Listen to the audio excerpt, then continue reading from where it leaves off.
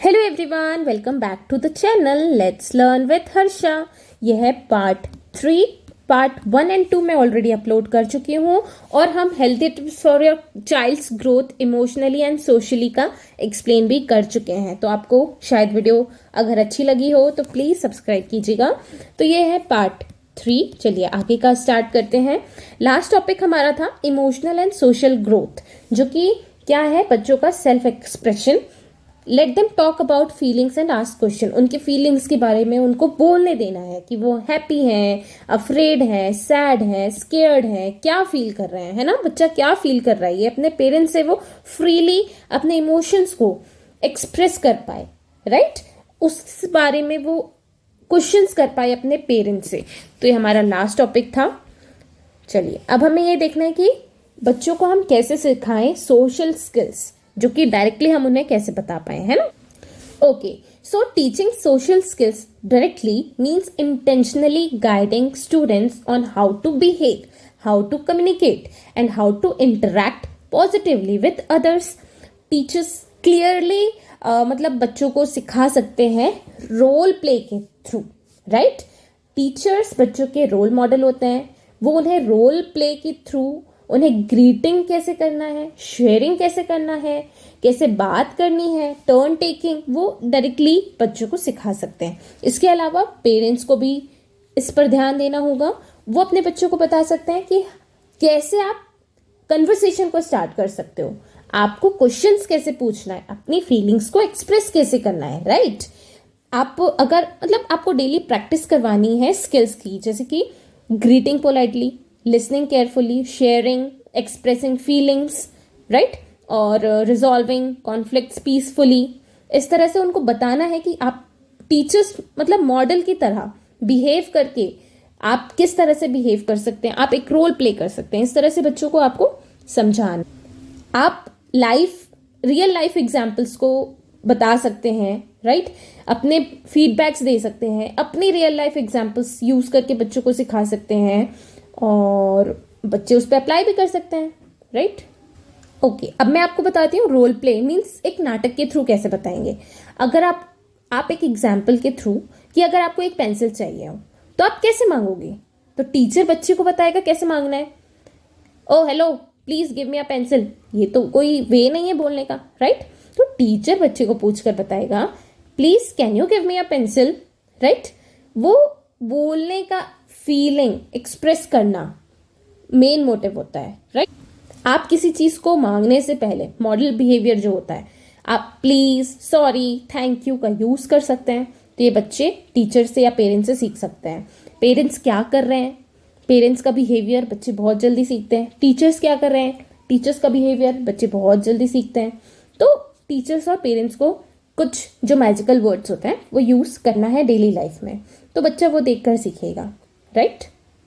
Okay, sharing में हो जाता है कि अगर मान लो क्लास में बच्चा लंच लेकर नहीं आया तो उसका पार्टनर उसे शेयर कर सकता है अपना लंच उनसे, राइट।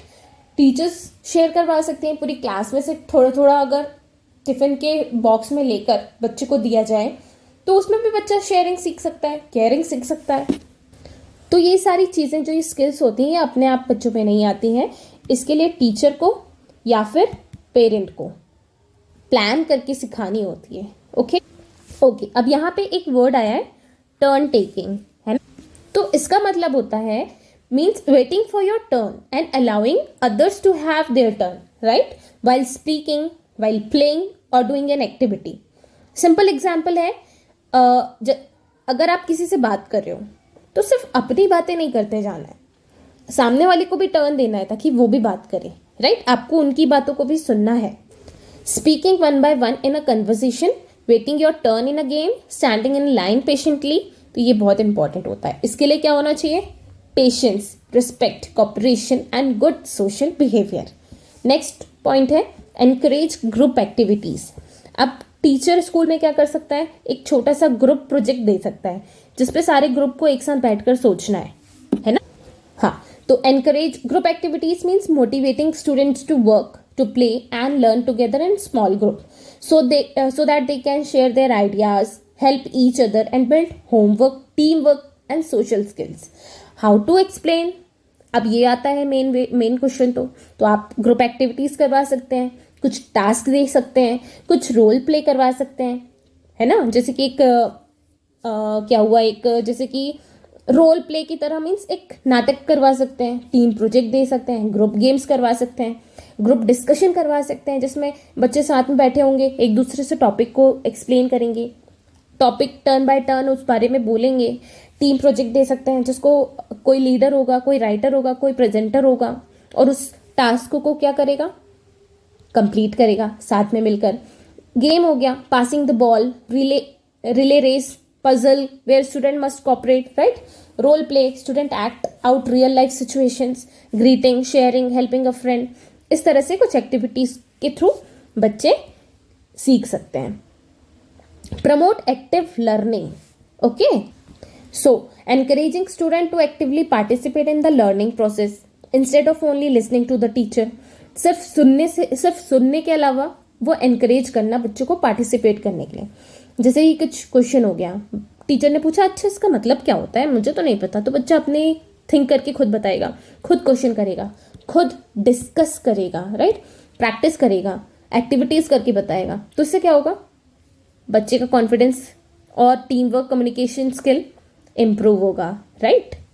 एंड उसके कुछ पॉइंट्स हो सकते हैं जैसे कि asking student question and letting them share the answer, group discussion, pair work, hand on activities, experiments, role play, quizzes, learning by doing जैसे कि drawing, writing, acting, solving problem, ठीक है। तो इसमें इंपॉर्टेंट क्या है, एक्टिव लर्निंग, जो कि उनको हेल्प करेगा to understand concept better, remember longer, build confidence and enjoy learning. ये सारे पॉइंट्स इस पर हो सकते हैं, ठीक है। नेक्स्ट है create daily sharing time. Every day daily sharing आपको देना है, छोटा सा एक सर्कल टाइम, है ना, चाहे वो पेरेंट्स के साथ हो, चाहे वो टीचर के साथ हो, बच्चों के साथ हो, एक छोटा सर्कल टाइम होगा तो अपनी बातों को वो अपने लैंग्वेज, अपनी वर्ड्स में शेयर कर पाएंगे।